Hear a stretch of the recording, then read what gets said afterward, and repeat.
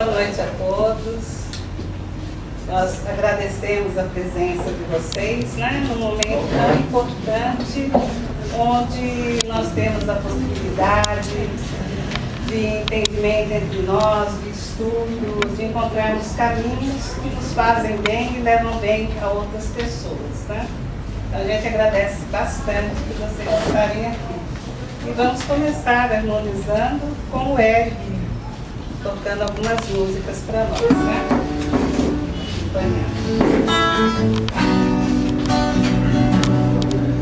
Senhor, quando te vejo no sacramento, eu vou gravar. Sinto o céu se abrir e uma luz a me atingir, esfriando minha cabeça, esquentando meu coração. Senhor, graças e louvores sejam dados a todo momento. Quero te louvar na dor, na alegria e no sofrimento, e sem meio à tribulação eu me esquecer de ti.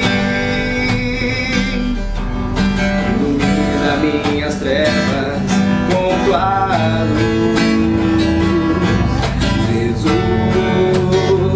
fonte de misericórdia que jorra do tempo, Jesus, o Filho da Rainha, Jesus, rosto divino do homem, Jesus, rosto humano de Deus. Chego muitas vezes em tua casa, meu Senhor, triste e abatido, precisando de amor, mas depois da comunhão, tua casa é meu coração. Então sinto o céu dentro de mim. Não comungo porque mereço, isso eu sei, ó meu Senhor. Comungo pois preciso de ti. Quando faltei a missa, eu fugia de mim, de ti, mas agora eu voltei, por favor aceita-me. Jesus, fonte de misericórdia que jorra do tempo, Jesus, o Filho da Rainha, Jesus, rosto divino do homem, Jesus, rosto humano de Deus.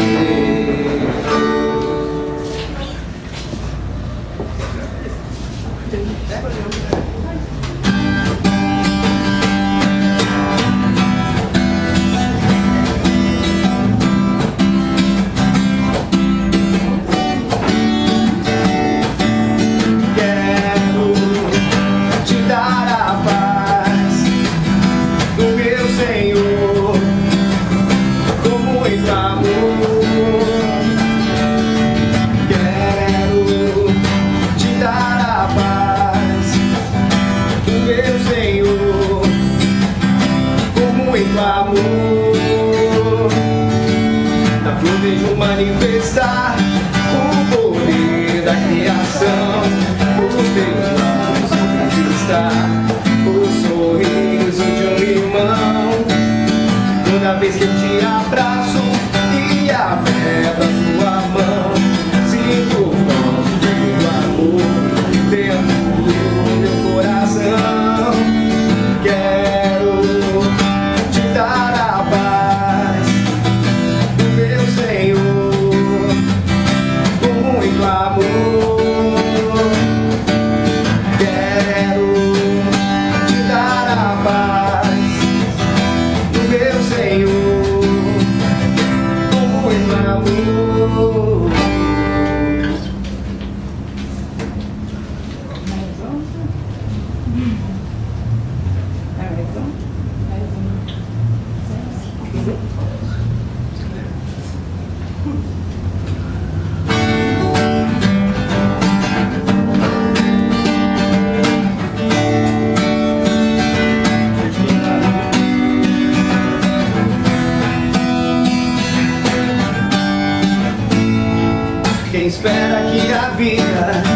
seja feita de ilusão.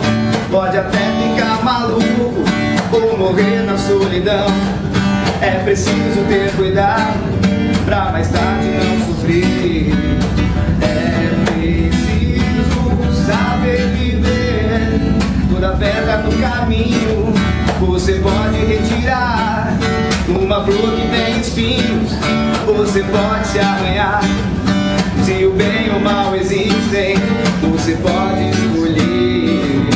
É preciso saber viver. É preciso saber viver. É preciso saber viver. É preciso saber viver. Saber viver.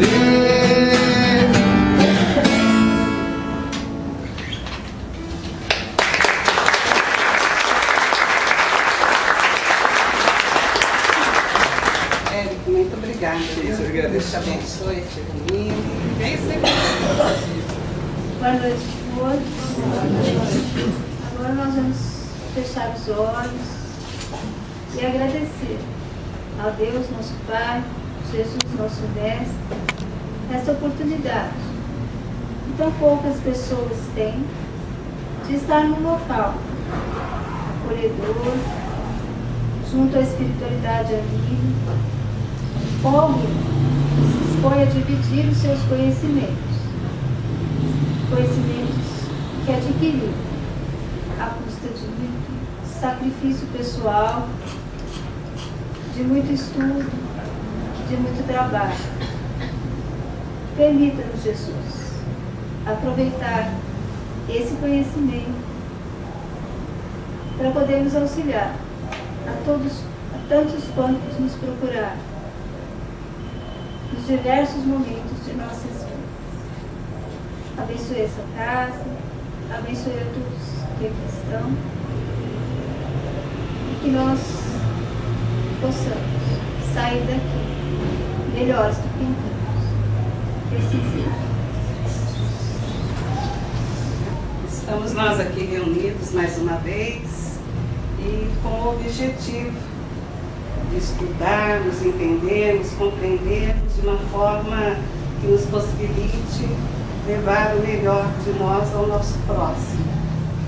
E nós temos aprendido isso, temos buscado uma fonte que nos dá meios para que a gente possa realizar algo que é um sonho, é uma coisa muito boa para nós, né, que nos traz alegria e felicidades. Então, todos vieram e a gente fica contente aqui, né? Todos, a maioria conhece, é o Jacob Leno, né? Sobre o Jacob, é engenheiro, psicanalista, autor de livros, inclusive lançando agora esse livro Magnetismo Humano, né? Que nos traz muito conhecimento e que a gente fala, olha, compra e usa, até para aqueles que já usaram o passe, né, durante muito tempo, que é um livro também bom, seria um grande complemento do magnetismo humano. Vamos aprendendo assim cada vez mais. E o mais importante de tudo, né, é magnetizador e grande amigo do coração de todos. Vocês podem ter certeza que mesmo sem ter ainda conversado com ele, a amizade dele já está com carinho, com amor, no coração de cada um. Jacob? Obrigado.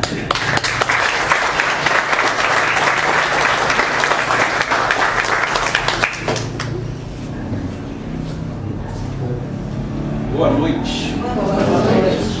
Muita gente aqui. Inclusive os homens. Bonitos. Eu tive a alegria de nascer num lar espírita. Isso me facilitou muito para entender não só a doutrina, mas sobretudo a vida. E para completar minha sorte, se é que a gente pode chamar assim, durante 6 anos seguidos eu estudei num colégio salesiano, católico, onde naquela época a gente tinha que assistir missa todo dia. Então eu sou um espírita que tenho 6 anos de missas quase que diárias. Portanto, eu tive a oportunidade de viver bem perto do catolicismo. E no 7º ano, eu fui para uma escola em Recife, que era uma escola protestante, em que a gente tinha, que eu era interno na escola, tinha que assistir culto todos os dias. E aí era de domingo a domingo, a não ser o domingo quando eu estava de folga. Então, passei 6 anos assistindo missa e convivendo com padres, e 1 ano convivendo com pastores e assistindo culto.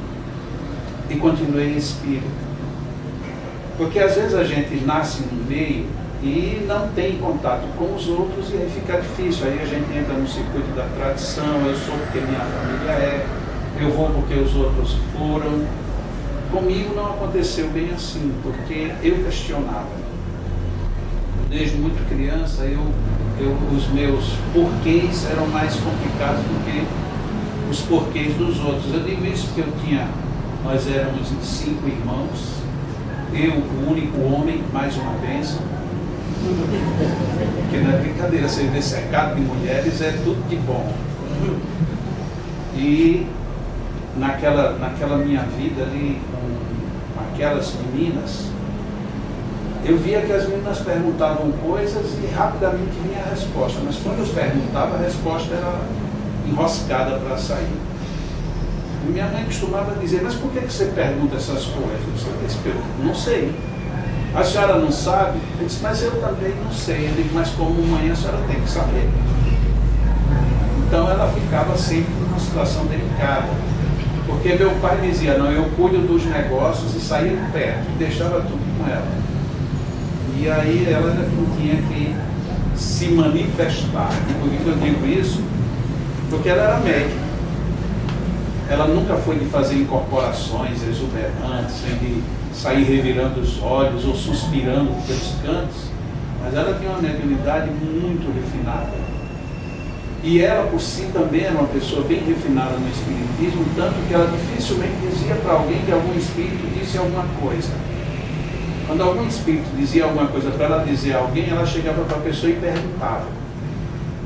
Então vamos que o espírito mandou dizer que a pessoa precisa controlar os próprios impulsos, que está sendo muito impulsivo.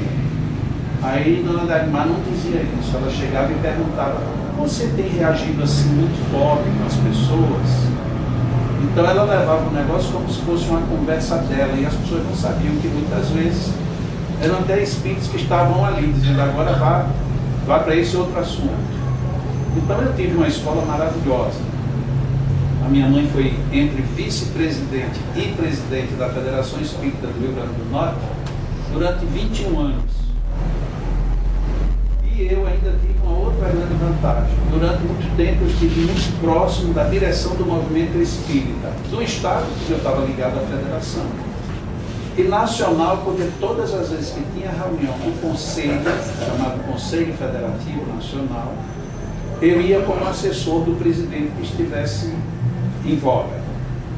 Então eu fui assessor da Federação Espírita do Rio Grande do Norte, tanto na gestão de minha mãe, como na gestão de Dona Maria Marinho Banhas, que foi a que a sucedeu, e depois na gestão de Dona Alba Tavares. Mais uma vez, mulheres. Então, por isso que eu acredito desde cedo que mulher tem razão. Mulher quem é forte, mulher é tudo. O resto é complemento. Então eu sempre fui um bom complemento. Por que eu estou começando essa história por aqui? Porque de vez em quando eu me espanto que alguém diz assim, Jacó não é espírita.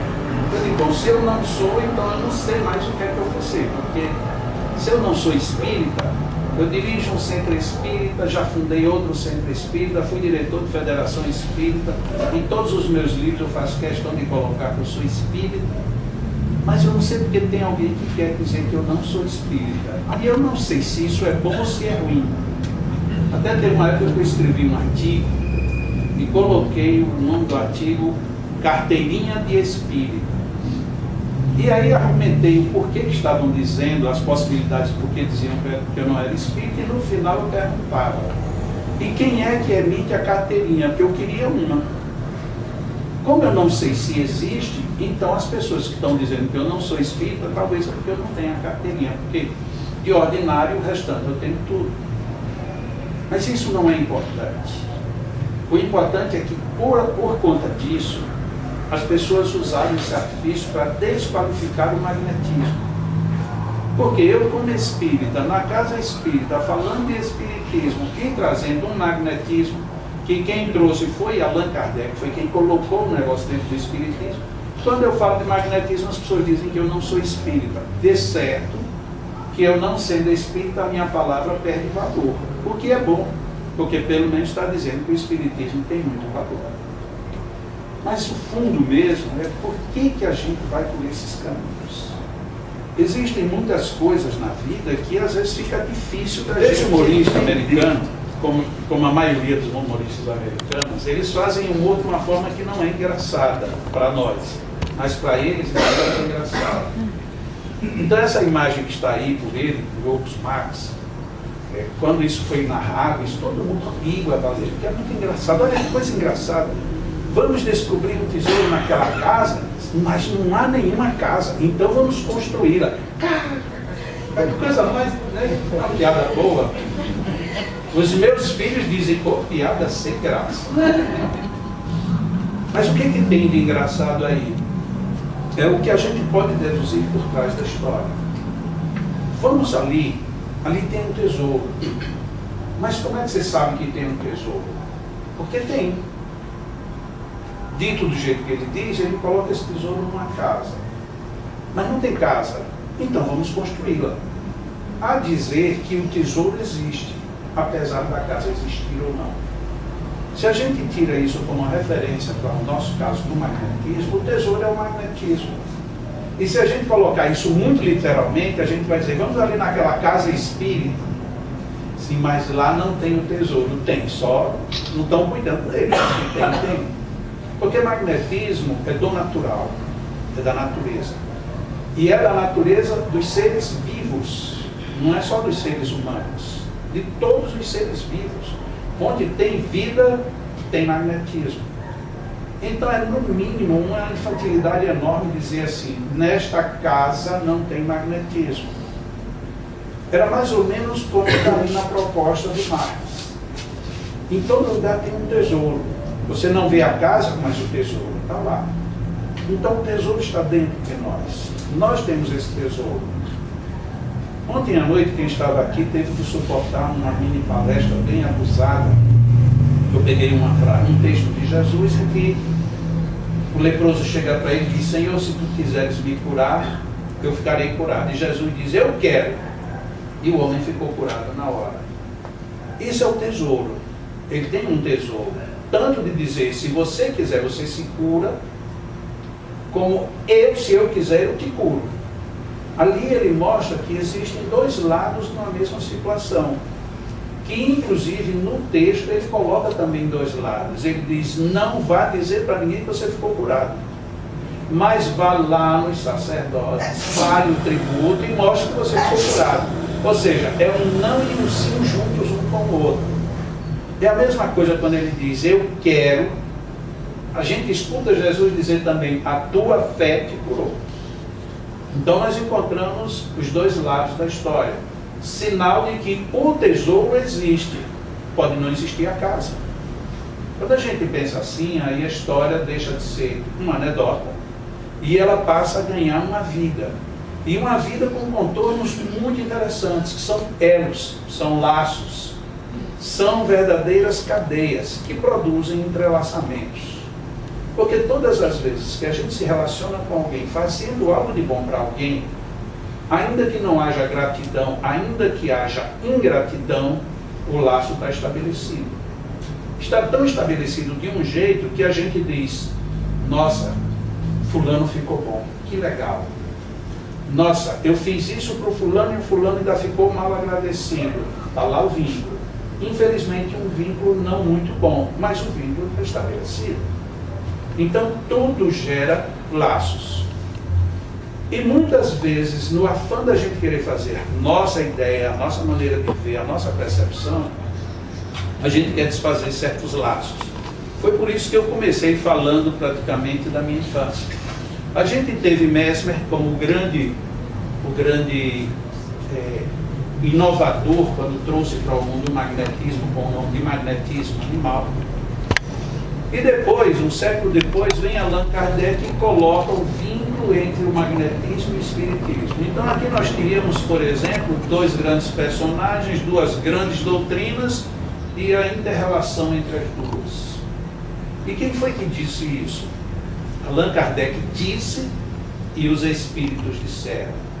Mas que espíritos? Os espíritos que vieram numa reunião qualquer? Não, os espíritos que codificaram o espiritismo. Desde o início, que eles já nasceram juntos. Tanto que no comentário da questão número 70 de O Livro dos Espíritos, Allan Kardec faz uma ligação entre o magnetismo e o espiritismo em um dos seus comentários, em que nesta ligação ele faz um vínculo mais forte do que normalmente a gente percebe. Quando ele começa o espiritismo, ele fala: o espiritismo é uma filosofia de cunho científico que vai produzir um resultado moral. E que a doutrina espírita ela tem esse viés científico que é muito forte. No comentário da questão 70 é onde ele diz que o viés científico da doutrina espírita está no magnetismo. E aí quando a gente começa a querer que o magnetismo não esteja, a gente está querendo romper com a origem. Só que o que vai acontecer? A gente vai destruir a casa, mas o tesouro continua lá. Então essas percepções, às vezes a gente leva muito tempo para entender, para perceber, e até mesmo para raciocinar em cima. Por que nós, como seres humanos, somos desse jeito? Às vezes não dá para entender, numa única encarnação. Porque se a gente acompanhar a história das religiões, nós vamos encontrar exatamente isto. Francisco de Assis, no dia que ele morreu, mudaram completamente a história que ele vinha construindo. Mas não foi no dia seguinte, nem no mês seguinte, ou não foi num evento que aconteceu e se reuniram para mudar. No dia seguinte, já tinha mudado o conceito que Francisco de Assis tinha estabelecido. Quando a gente vai para a escola protestante, o grande principiador do protestantismo foi Lutero. Lutero, então, cria um rompimento com a igreja, ele começa a estabelecer princípios altamente nobres e bem pensados, até o dia em que ele morreu. No dia que ele morreu, destruíram tudo que Lutero fez. E aí inventaram novas igrejas. É tanto que a gente praticamente não ouve uma igreja protestante falar de Lutero. É como se Lutero não tivesse nunca existido. É como se aquilo tivesse sido uma gota no oceano, e a importância de Lutero é enorme. O que a gente vê hoje, em termos de espiritismo, é algo parecido. A gente está vivendo um momento histórico que, infelizmente, a gente só percebe que é uma história depois que o tempo passa. A gente está vivendo um tempo em que a gente está perdendo raiz. E perda de raiz é perda de vida. Por quê? A gente diz o que o espiritismo é ciência. Onde é que está a ciência espírita hoje? A gente não consegue ver. Onde é que está a filosofia espírita? Está toda lá na origem, que é verdade. Está toda lá para trás, está toda na origem. A gente não vê a filosofia hoje. E por que isso? Porque a gente, de uma certa forma, está perdendo o rumo. Aí a gente perde a filosofia, perde a ciência, e nas palavras de Allan Kardec, o terceiro ponto era moral. E o que foi que a gente fez com a moral? Transformamos ela numa igreja. Que era tudo que Allan Kardec não queria. Não era que ele não quisesse o sentido amplo da religião, mas ele não queria uma igreja. E é o que a gente está se tornando hoje. Ah, eu tenho que ir no centro espírita, porque essa semana eu tenho que ir. Mas por que você tem que ir? Porque eu tenho que ir. Eu não posso passar uma semana sem ir. Não, você tem que ir porque você se sente bem, é um ambiente bom, você se fortalece, você ajuda, você é alguma coisa. Mas se for só por obrigação, isso virou apenas um ritual e aí perde sentido. Então, tudo isso a gente vê acontecer hoje. Só que acontece às vezes com alguns agravamentos. Paracelso, ele, já lá no século XVI, ele falou e trabalhou o magnetismo. E usou pela primeira vez a expressão magnetismo animal. O seu discípulo, um século depois, o grande Van Helmont, usa e estabiliza o termo magnetismo animal. Fazendo uma ressalva, magnetismo animal, a tradução literal seria magnetismo humano. Por quê? Porque animal veio de ânima e não de bicho. Mas como em inglês, em alemão, animal é animal, então animal foi traduzido como animal. Então muita gente que não entende de magnetismo, quando vê ali a palavra magnetismo animal, pensa que é um magnetismo para trabalhar nos bichos. E não é. É nesse sentido humano, de ânimo. Mas muito bem, Van Helmont, no século XVI para XVII, ele estabelece também magnetismo animal. E eles dois fazem referência à ação magnética de Jesus, o que também torna muito curioso todo esse processo. Então, magnetismo não surgiu como expressão nem no Espiritismo, nem em Mesmer. Surgiu muito lá atrás. E aí a gente, de repente, encontra uma pessoa dizendo o seguinte, inclusive isso que eu vou dizer, que me chamou a atenção pela primeira vez dessa expressão que estava sendo pronunciada, foram as duas Cristinas, a Cristina Guadalupe e a Cristina Ogato. Quando me disseram que, participando de um evento, um expositor disse que o que nós tínhamos que fazer era tirar a palavra magnetismo do livro de Allan Kardec. Mas como assim? Você vai pegar os livros de Allan Kardec e você vai onde tiver a palavra magnetismo, a sugestão dele é suprima essa palavra. O que no mínimo é estranho. Primeiro porque ninguém tem o direito de adulterar a obra de ninguém. Segundo, muito menos mandar você tirar um termo que tem um sentido e não colocar nenhum outro termo para substituir. Então você está mutilando a obra. Só que a pessoa apresenta isso num congresso espírita, se apresenta como uma pessoa muito respeitável porque é professor de física. E aí, depois de dizer isso, ninguém foi dizer que ele não era espírita. E eu dizendo que Allan Kardec estabeleceu que o magnetismo tinha relação com o espiritismo, eu é que sou não espírita. Muito bem. Mas por que ele disse isso? Porque magnetismo é uma palavra da física. Aí a gente fica meio espantado, porque de repente a gente diz, realmente na física tem magnetismo. E se eu estou usando magnetismo no espiritismo, isso pode ser uma impropriedade.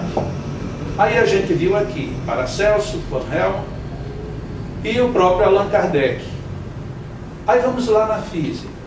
Lá na física a gente encontra James Clerk Maxwell, que foi quem introduziu na física o conceito de eletromagnetismo, de onde, a partir daí, prevaleceu a palavra tanto eletro como magnetismo, unidas ou separadas. Só que isso aconteceu em 1861. E o Livro dos Espíritos, que já falava de magnetismo, é de 1857.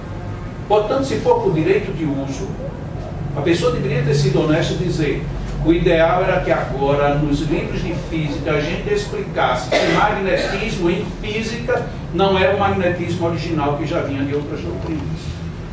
Mas parece que é muito mais elegante a gente dizer, a gente tira do livro espírita, tira do meio espírita, porque isso não leva a nada.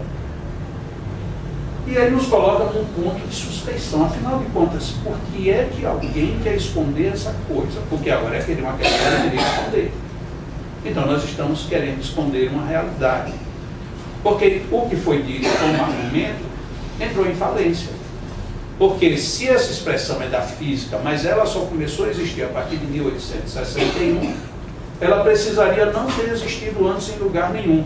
Como fez Allan Kardec quando definiu a palavra espírita e espiritismo.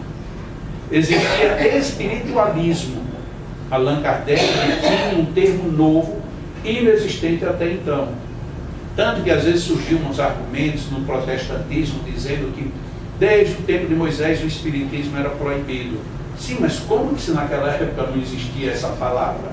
Não existia esse conceito? Não existia nada disso? Então quer dizer que você para trás você pode levar, mas para frente não? Como é que a gente fica? No tempo de Moisés, o que havia era consultas aos oráculos, as pitonisas e tudo. Então você queria proibir, isso é uma coisa, você dizer que vai proibir o espiritismo, então você está confundindo o mediunismo com o espiritismo. O que mostra que você nem ao menos sabe o filme do que estava passando. Um dos maiores filósofos do século passado, nosso contemporâneo, Karl Popper, ele criou essa expressão para definir uma situação que é muito comum em ciência. Materialismo promissório. O que é isso? A ciência de repente acha que isso é por conta dessa força. Só que eu não sei provar nem a força e nem tenho como dizer que o meu raciocínio está certo. Então eu digo que isso é um materialismo, porque o conceito é baseado em materialista, mas não é conceito materialista. E vou esperar que um dia o tempo prove. No dia que provar, olha, eu já tinha dito que era assim. Então, Karl Popper, para discutir muitas questões filosóficas, ele criou a expressão do materialismo promissório. Muito bem. Isso daí é uma fotografia do chamado bóson de Higgs. O bóson de Higgs, ele já tinha sido um materialismo promissório. Por quê? Porque para se explicar certas ocorrências na matéria, era preciso que tivesse acontecido um fenômeno. E esse fenômeno não tinha sido ainda provado. Havia aquilo que a física chama de demonstração teórica, mas na prática você não sabia se a teoria correspondia.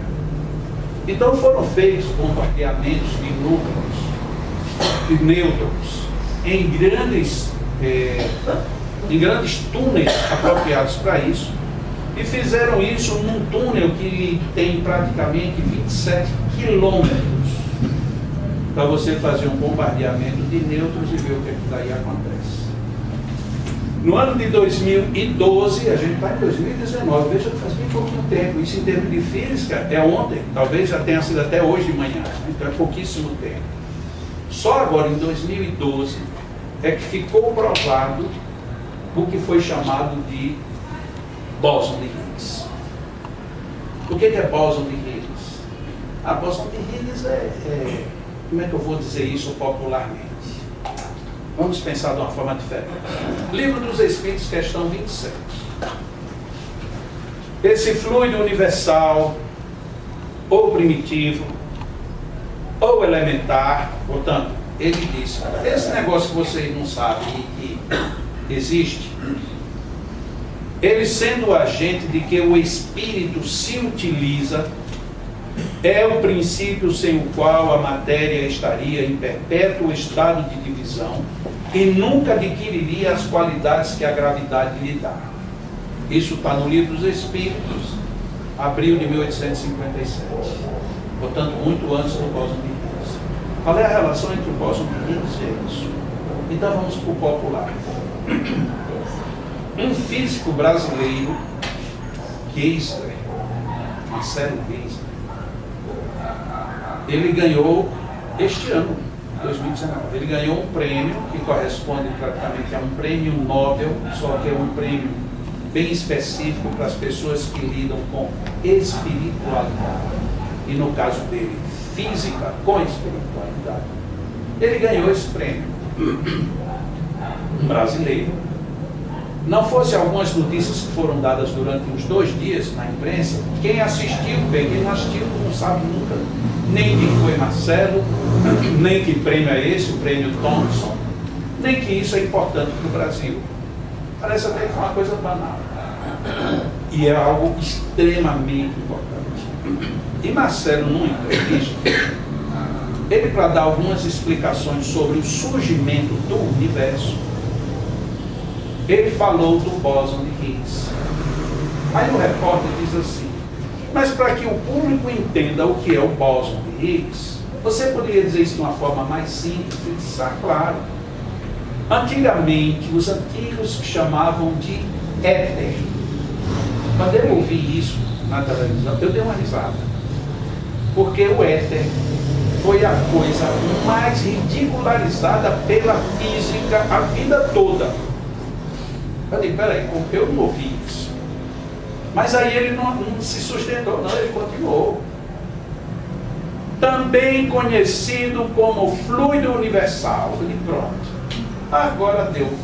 Porque era a segunda coisa mais condenada pela física. Primeiro era o éter e segundo era o fluido universal. E ele diz, o primeiro grande resultado do Big Bang não foi a matéria propriamente dita, mas foi a força da gravidade.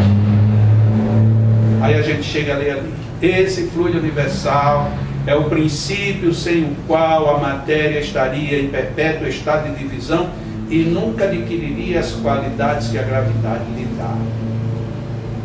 Ou seja, esse fluido universal também pode ser chamado de bóson de Higgs. Nossos espíritos então anteciparam algo tão lá atrás. O que foi que a gente fez? Nada. A gente lia isso aqui e era uma coisa tão sem sentido ou tão óbvia, ou que a gente achava que é isso mesmo. E a gente não atina quanta seriedade, quanta gravidade tem por trás disso. Então a briga não é se o termo é espírita, se o termo é budista, se o termo é de um ateu qualquer. A briga não deveria ser esta. O que a gente deveria estar buscando eram as soluções para os problemas que a gente tem. Como os físicos fazem quando eles procuram respostas para as dúvidas que eles têm, para resolver aquilo que o Karl Popper tinha colocado, né, o materialismo promissório. Eles sabiam que tinha um Big Bang, eles sabiam que tinha surgimento de matéria, eles sabiam mil coisas, mas tudo isso ficava no vamos ver se um dia aparece. Você não quer trazer seu banquinho para ficar aqui de frente, não? Você me olhando de frente, eu sou mais bonito, pode acreditar. Se eu fosse você, eu viria para cá, tem espaço aqui. Tem esse banquinho também. Eu estou vendo ali, vocês não estão vendo nada aqui. Mais uma cadeira. Também tem lugar para ficar em pé.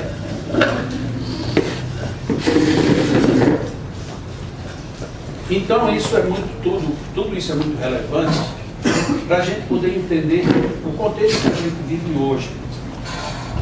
Porque aquela discussão, espiritismo é ou não é bom, é ou não é religião, magnetismo é ou não é para ser utilizado ou não, essas discussões, para elas serem íntegras e honestas, elas teriam que passar por esse processo de uma reflexão mais profunda, porque tem de fato base.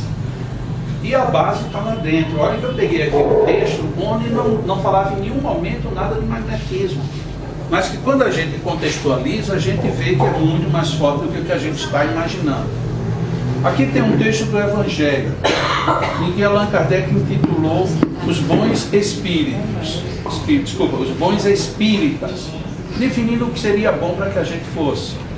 Muitos, entretanto, dos que acreditam nos fatos das manifestações, então, muitos dos que acreditam, ele não está falando de quem não acredita, não lhes apreendem as consequências, nem o alcance moral. Ou então, se apreendem, não os aplicam a si mesmos. O que já é um problema. Na ordem moral, então, a gente diz que entende, a gente diz que percebe, mas não pratica, não absorve e fica tudo isso perdido. A que atribuir isso? A alguma falta de clareza da doutrina? Isso ele questiona. Não, pois que ela não contém alegorias nem figuras que possam dar lugar a falsas interpretações. A clareza é da sua essência mesma e é de onde lhe vem toda a força, porque a faz ir direto à inteligência. Então aqui a gente já vê que muitas das questões que surgem no nosso meio, elas surgem porque alguém quer fazer o desvio.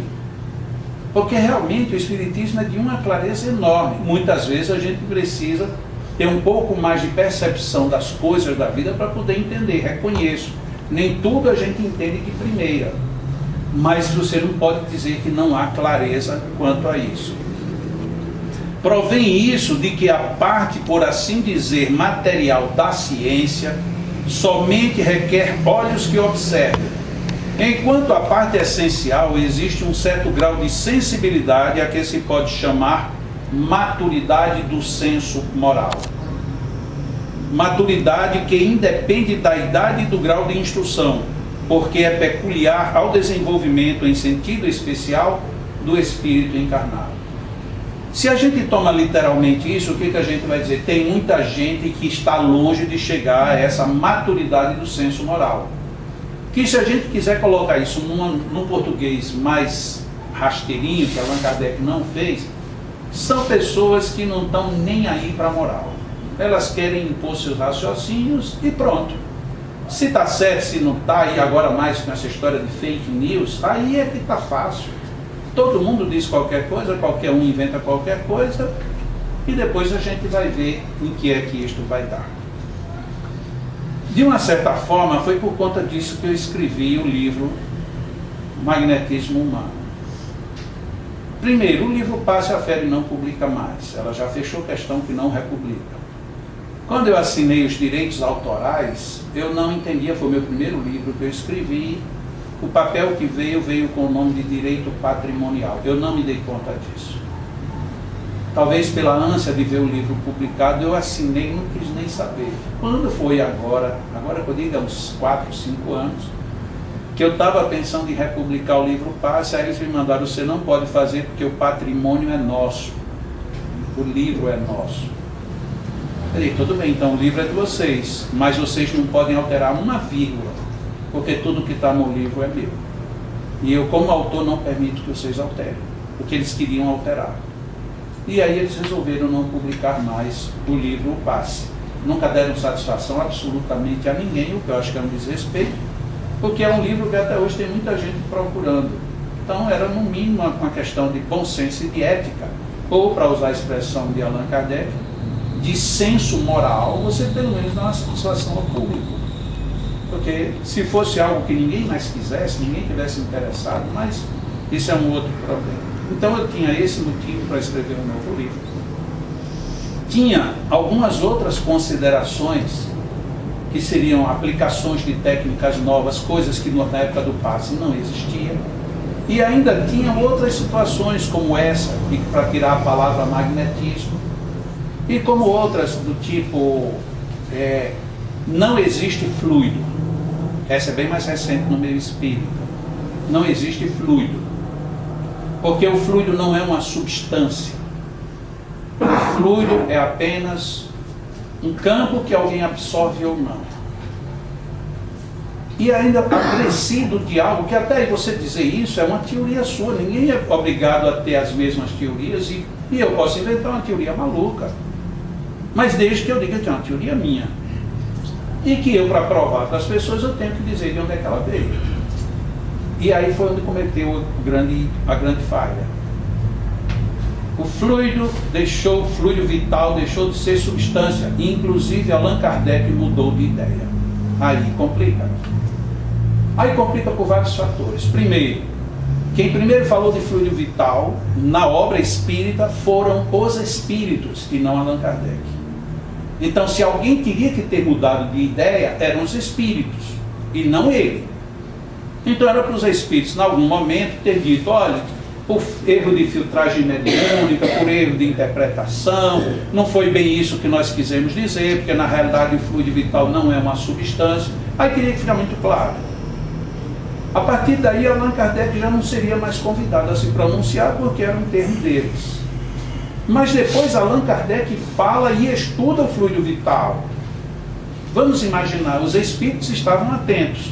Então por que os espíritos não vieram e nesse momento se pronunciaram para ele parar com aquela história? E para completar, é dito, isto está na Gênese. Aí o que foi que eu fiz? Eu fui reler a Gênese toda, vírgula após vírgula, página a página, para encontrar onde foi que Allan Kardec disse isso, porque não era possível, eu já tinha lido essas alturas. Para não exagerar, eu acho que eu já li mais do que isso, mas eu já tinha lido 5 vezes a Gênese. E eu nunca vi Allan Kardec mudar de ideia nesse assunto. Mas agora a teoria vigente hoje é de que fluido vital não é substância e Allan Kardec mudou de ideia. Então eu fico apavorado com isso, porque de repente não são crianças que estão dizendo essas coisas, são pessoas com nome de peso. E aí daqui a pouco a gente vai ficar sem saber onde pisar mais. Afinal de contas, existe ou não existe fluido vital? Bom, mas eles disseram que quando a gente nasce, a gente recebe um tônus vital.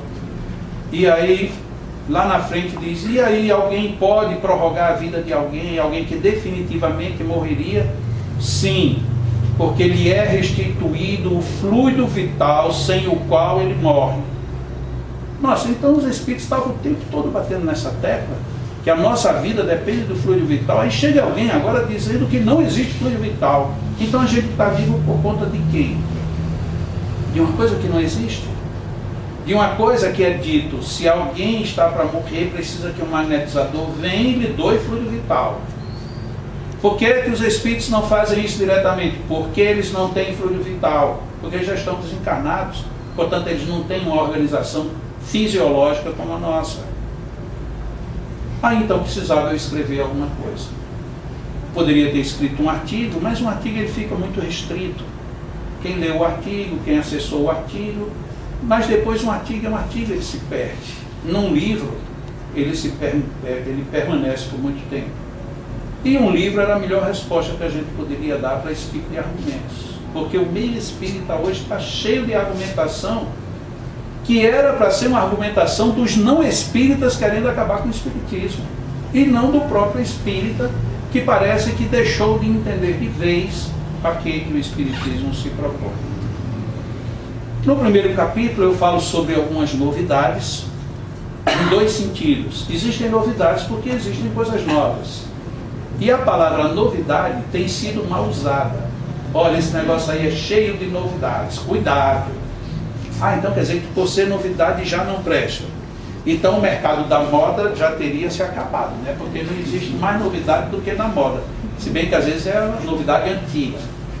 Um dia desse eu estava vendo um negócio num desfile na televisão e eu pensei que eu estava lá na década que eu tinha nascido, 1950. Eu nasci em 52. Mas de 1952 a 1960, de repente eu olhei para as mulheres hoje, mas tem um monte vestindo aquelas roupas. Inclusive, se fossem boas as matérias e a mãe tivessem guardado, era só tirar do guarda-roupa, tirar o cheiro e vestir.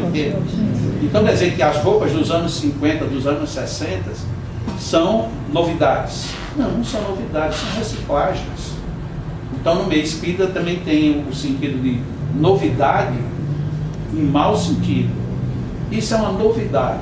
Mas peraí, isso não é novidade. A gente acabou de ver a origem do magnetismo, pelo menos no século XV.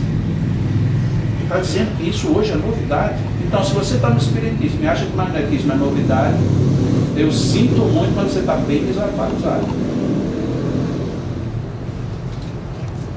Depois das novidades, tem os mitos. A gente vive cercado de mitos no meio espírita, que não era para ter nenhum.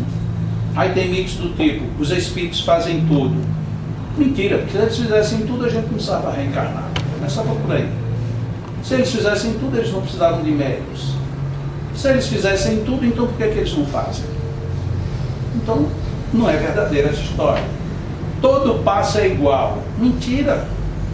Como é que todo passo é igual? Se alguém aqui já tomou passe com duas pessoas diferentes, sabe que os dois não são iguais. Não é que um seja melhor e o outro seja pior, mas as afinidades magnéticas são diferentes, portanto não são iguais. Mas aí começa a se criar esse mito. Basta colocar a mão na cabeça que resolve. E essa semana eu tomei um susto. Eu estava deitado, a minha mulher também deitada, e ela disse que estava com os ombros muito tensos. Aí eu fiz ali uma massagem nela, ela relaxou e eu deixei a mão aqui parada por trás da cabeça dela, mas porque eu deixei meu braço estendido. E eu estava lá bem tranquilo, eu disse, pelo amor de Deus, tira essa mão daqui. Aí eu disse, nossa, começou a esquentar minha cabeça, começou a me dar dor de cabeça, é você que está com a sua mão aqui. E, nossa, então se o mito de colocar a mão em cima resolvesse tudo, era para ela não ter se espantado, era para ter ficado bem feliz, né? Afinal de contas, a minha mão abençoada estava fazendo ela queimar o juízo. E depois verdades. O que é verdade? Aí a gente discute um pouco o que é verdade e o que não é verdade, para que a gente possa entender os conceitos que nós vamos ver no desenvolvimento do livro. No segundo capítulo eu faço uma pequena história resumida, bem resumida, do magnetismo em si. Estabeleço algumas definições ali, que são as definições mais comuns acerca do magnetismo, e falo do fenômeno cura. E ali eu lembro Jesus quando ele dizia, vai e cure. Então, eu pego toda essa base para a gente entender em que base a gente vai se movimentar. E nesse momento, eu trago uma discussão sobre Jesus, que normalmente a gente só vê Jesus, amor, e Jesus era técnico. Ele era técnico no sentido de que ele usava a melhor técnica possível para chegar onde ele queria. Ele falava tecnicamente. Por que era que Jesus falava por parábolas? Porque era o melhor jeito que ele tinha de deixar o seu ensinamento gravado. Então ele falava por parábolas. Por que é que ele falava para o público de um jeito e quando falava só com os discípulos ele falava de outro jeito?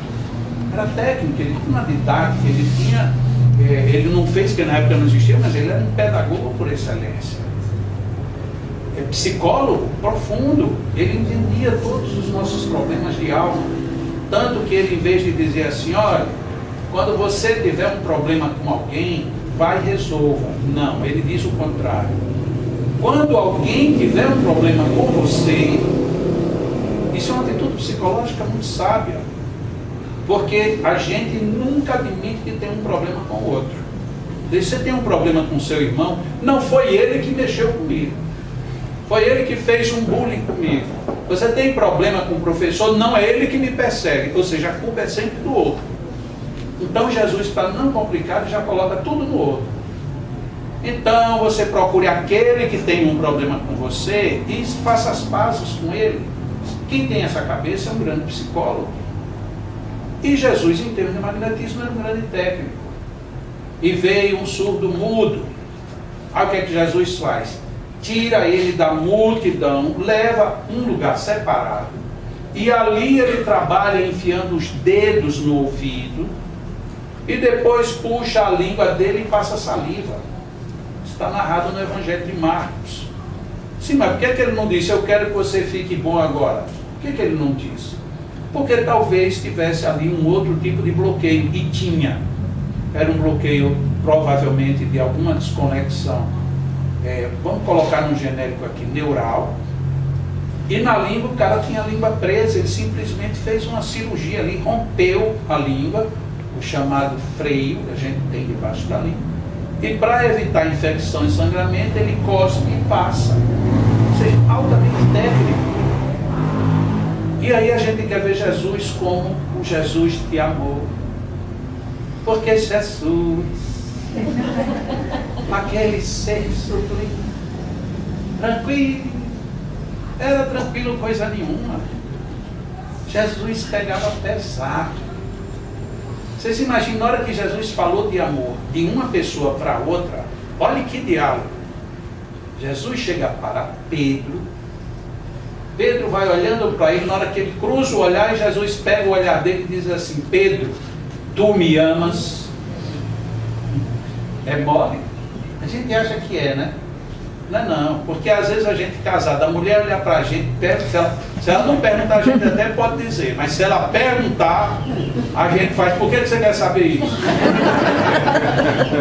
Então você já sabe, a gente não responde, mas a gente dá uma travada.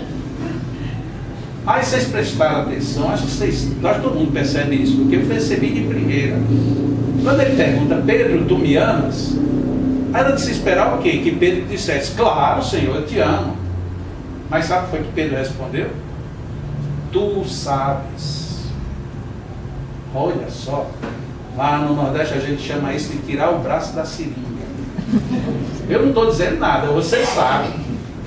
E ele pensou que tinha conquistado Jesus com aquela conversa. Aí Jesus olha para ele, no Evangelho não está dito isso, mas eu tenho certeza que foi assim, Pedro, olhe nos meus olhos. Porque Pedro, para responder, você responde aquilo já olhando para o chão. Pedro, tu me amas? O senhor sabe, mas não olhe para ele. Pedro, olha para mim, Pedro. Tu me amas? Segunda vez. Aí Pedro, Senhor, o Senhor já sabe. Não responde. Jesus pergunta a terceira vez. Olha que crueldade, porque é muito cruel o negócio. Eu acho que é de uma crueldade enorme. Pensem, Jesus, dizem que ele era bonito, jovem, né, esperto. O cara que vivia ali macinaria, de pescaria, o cara devia ser forte, bonitão, parecido comigo, só com um pouco mais magro. E Pedro era um pescador já velho, surrado, macho todo, bravo, até não querer mais. Ele chega com um jovem, olhar para o olho. Tu me amas? É brincadeira, né? Isso é sério. É sério. E depois da terceira vez, Pedro disse: Senhor, tu sabes, eu te amo. Quer dizer, foi preciso 3 vezes. Aí a gente diz, até que enfim. Olha como Jesus era generoso. Era. Ele disse, mas não foi o Espírito que te revelou. Você ainda vai me trair antes que o galo cante 3 vezes. Olha só, você acabar de perguntar se o cara te ama, forçar ele a dizer que te ama, e logo em seguida você ainda condenar dizendo, você vai me negar. E aí o que acontece? Ele nega. Quando ele termina de negar, o galo canta. Não era tão bonzinho assim como a gente imagina.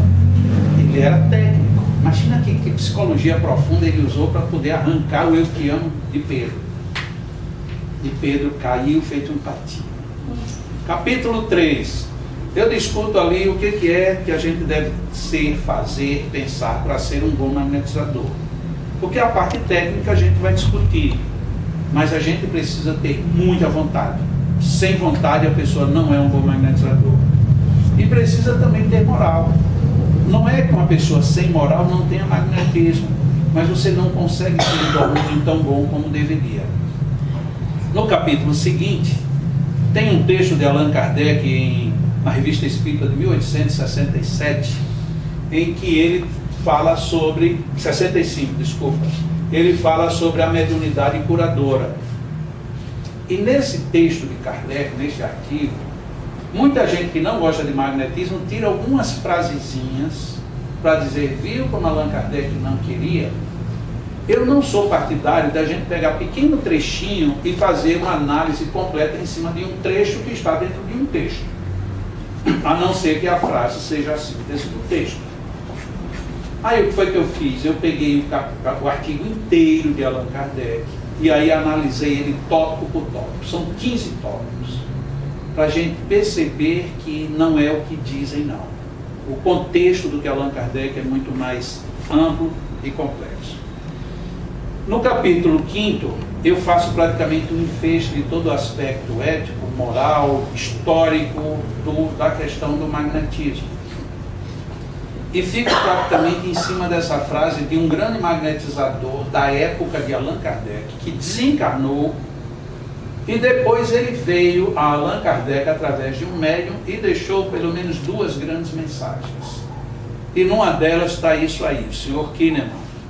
O magnetismo desenvolvido pelo Espiritismo é a chave da abóbada da saúde moral e material da humanidade futura. Então o magnetismo ele não está para curar corpo nem ferida, ele está para fazer uma revolução moral. E olha que revolução moral que a gente faz. Um dia alguém me perguntou, mas como é que você pode dizer que é uma revolução moral em alguém que foi somente curado de uma doença? Eu digo, olha, eu vou lhe dar um exemplo bem simples. Uma pessoa, um belo dia, vai a um consultório, o médico pede para você fazer uns exames. Quando você faz os exames, você descobre que está com as taxas muito alteradas. Aí é pedido mais um pouco de exame, nesse complemento de exame descobre que você tem um câncer. E um câncer já bem avançado. O que acontece com você nessa hora? Seu mundo cai por terra. A gente perde o chão. Por mais que a gente esteja esperando ou desesperado, a gente perde o rebolado. Você tem um câncer, e um câncer é grave. Você diz, pronto, vou morrer. Aí entra em depressão, você se acabunha, você tudo. O mundo fica complicado. Aí vamos imaginar que você consegue fazer um tratamento magnético e você de repente volta para fazer os exames. Quando chega lá e diz, olha, é estranho, mas o tumor desapareceu. O que acontece nessa mudança? A doença lhe trouxe uma depressão. A superação lhe traz agora uma nova vida. Você agora vai pensar diferente. Você vai ter uma revolução moral. Inclusive você agora vai dar conselhos, vai estimular as pessoas. Quantas e quantas organizações existem porque alguém conseguiu vencer determinado problema e hoje quer que as pessoas aprendam o caminho para não sofrer tanto. E muitas vezes pessoas que tinham vidas bem comprometidas. Então é uma revolução moral que pode ser produzida, e eu estou dando aqui o exemplo menor possível. Uma revolução moral que a gente pode esperar no magnetismo. No capítulo 6, aí eu discuto alguns itens bem relevantes. Primeiro de tudo, Deus na visão espírita. Que a gente esquece muito que a primeira questão do livro dos Espíritos é Deus. O que é Deus? E a resposta dos Espíritos é uma frase com duas orações. A primeira é: Deus é a inteligência suprema. E a segunda, a causa primária de todas as coisas. Inteligência e causa. Inteligência e causa. Não, e onde é que está o amor? É porque Deus é amor, não é? É, mas para os Espíritos ele é a inteligência maior e a causa de tudo. Então quer dizer que a inteligência é mais do que o amor. Eu não sei, pense você, nós estamos a caminho da divindade. E se o topo da divindade é a inteligência, a gente está a caminho de quê? Tem um pensador antigo que ele disse assim: o amor não é a maior virtude, porque o amor é o meio de se chegar ao progresso. E a gente não pensa nisso. O amor é um elemento, não é o destino final. O destino final é sabedoria. E os Espíritos, ao longo de todos os livros espíritas, eles sempre colocaram que nós estamos aqui para o desenvolvimento intelecto, e sempre isso vem na frente, moral. Ao ponto de Allan Kardec ter perguntado aos Espíritos: como assim? À medida em que você desenvolve o intelecto, você fica mais apto para identificar o que é o certo e o que é errado. A partir daí você decide o que você faz. E aí fica subentendido: se você faz errado, uma hora você vai ter que perceber que o avanço moral pede a mudança. E por que pede a mudança? Porque você agora entende, agora você alcançou. Então nós discutimos um pouco do que é Deus, falamos sobre os fluidos, inclusive dentro de um pouco dessa abordagem que eu já falei. Traz as informações do perispírito, que é aí onde muitas vezes falha a medicina, e falham doutrinas espiritualistas que não o consideram, porque a gente ou trata do corpo ou quer tratar só do emocional, mas do emocional e espiritual. E aí fica o campo de interação desses dois meios abandonado. Quando a gente atua magneticamente, de uma forma muito intensa, a gente está atuando no perispírito. E para chegar no perispírito, nós temos os centros vitais. Nos centros vitais, aí no capítulo 6, eu não fico restrito a 7. Aí abre o leque para muitos campos vitais. Inclusive o entendimento de algumas interpretações de como é que isso se dá. Como, por exemplo, aqui tem só uma gravura mostrando mais ou menos como é que de fato se posiciona um centro de força. Em vez de ser um foco apenas de um pequeno cone, ele se expande lateralmente e ele converge para os pontos, no caso fisiológicos, no corpo, os pontos por onde eles penetram e vão atingir o que eles precisam. No capítulo 7, aí vem o capítulo das técnicas. Estão descritos ali todas as técnicas básicas do magnetismo e as técnicas já mais sofisticadas. Técnicas conjugadas, técnicas de interrelação de um centro para o outro, interposição de técnicas, interferências de técnicas. Então aí já é um capítulo bem precioso, e para quem já está no meio, dá uma sensação de um bom avanço dentro do que já conhecia. No capítulo 8, aí eu começo a abordar alguns assuntos que são extremamente interessantes. Alguns desses assuntos estão sendo tratados aí no livro por um companheiro chamado João Francisco, porque ele tem maior ligação de terapia com esses casos. Então, João Francisco, ele está muito dentro disso tudo. João Francisco está aí a foto dele. Ele trata muitas questões, principalmente sobre patologias complexas, notadamente as que afetam o campo neurológico. Então, João é muito bom nessa área e ele dá alguns entendimentos de como lidar, por exemplo, com Parkinson, Alzheimer, escleroses, tudo o que depende muito do sistema neurológico tem abordagens aí. E aí também tem a questão do envolvimento das mediunidades e as curas, a questão do sexo e dos comportamentos aí associados. Então tudo isso vem considerado no capítulo 8.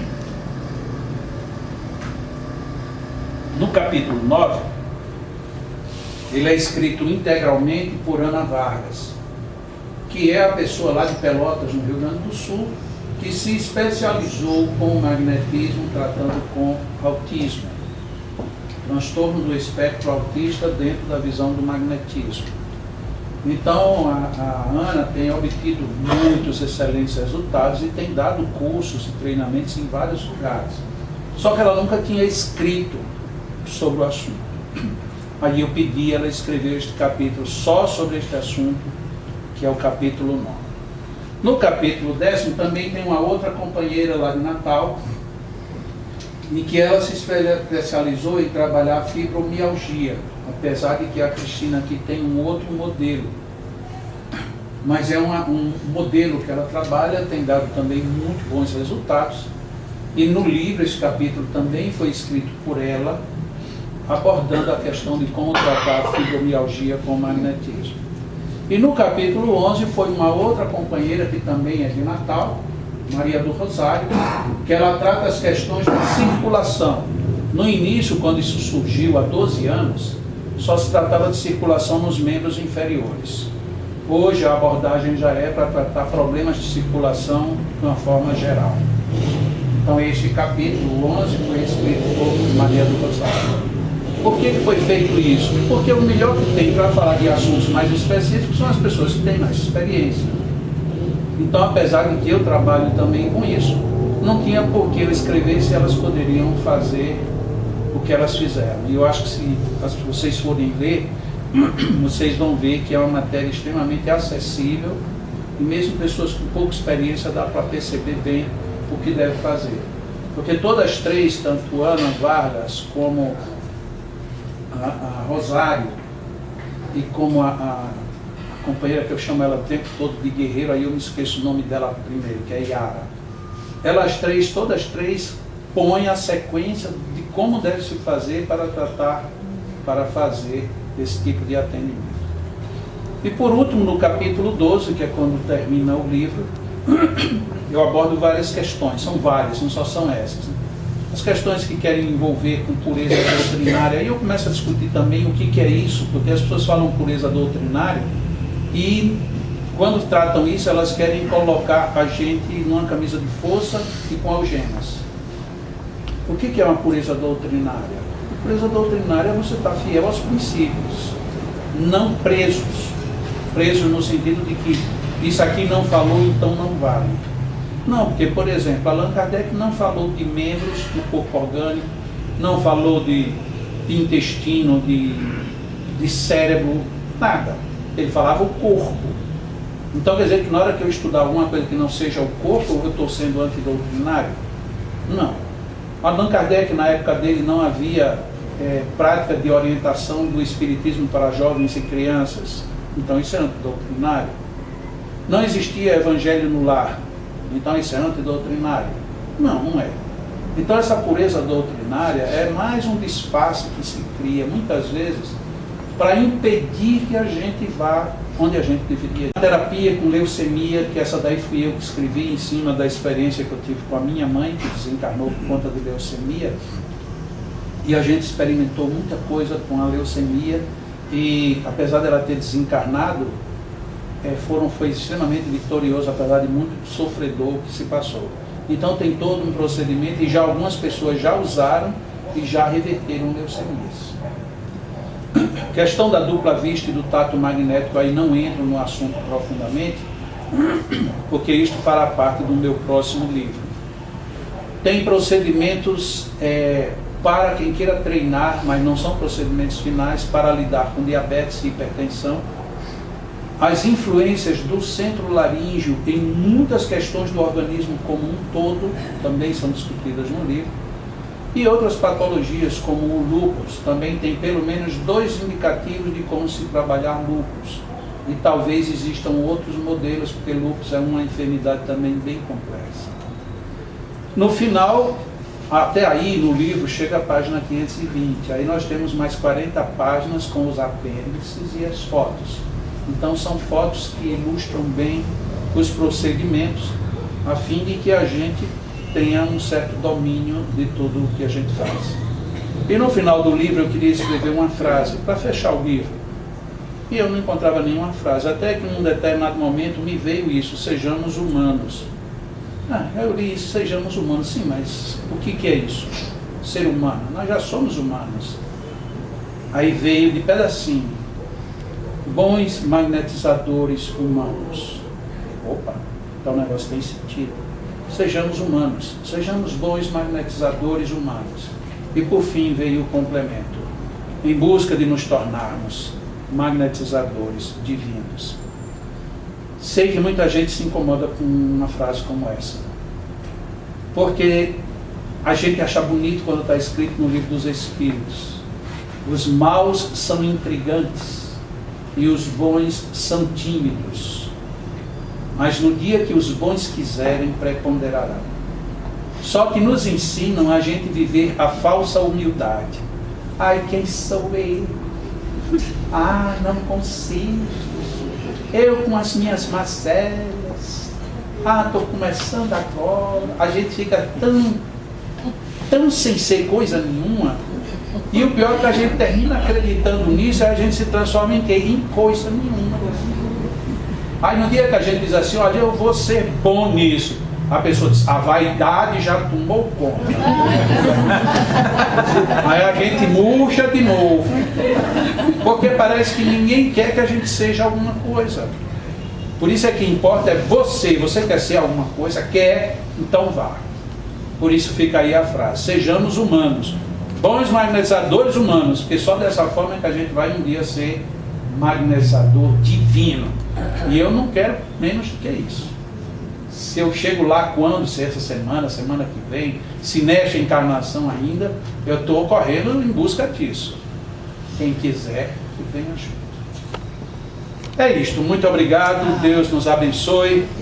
Dedico a vocês um buquê de rosas, não em preto e branco, mas bem colorido, cheio de vida, como todos vocês merecem. Muito obrigado.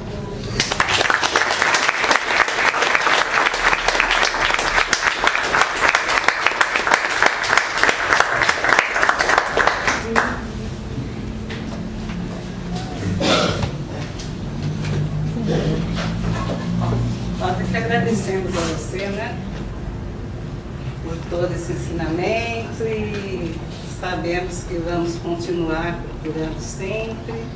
Temos em mãos um bom instrumento, que é o livro, né? Daqui a pouco você estará lá também autografando, para quem quiser. E aqui só uma pequena lembrança de todos nós que estamos aqui hoje, tá? Deus te abençoe. Obrigado. Não é pequena nessa caixa tão grande? Isso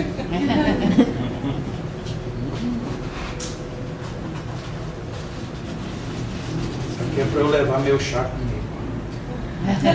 Carinho dos magnetizadores do IMR. Obrigado.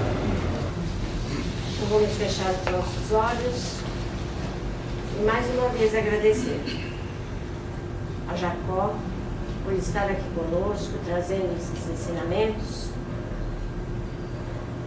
e que cada um aqui receba essas palavras, leve para casa, deite a cabeça no travesseiro e pense que rumo que quer tomar. Se realmente seremos somente ouvintes de uma palestra ou iremos arregaçar as mangas e trabalhar com afinco para os nossos irmãos e para nós mesmos. Que Jesus esteja conosco e que nos ajude nessa tarefa, que não é fácil, mas com boa vontade, vontade mesmo,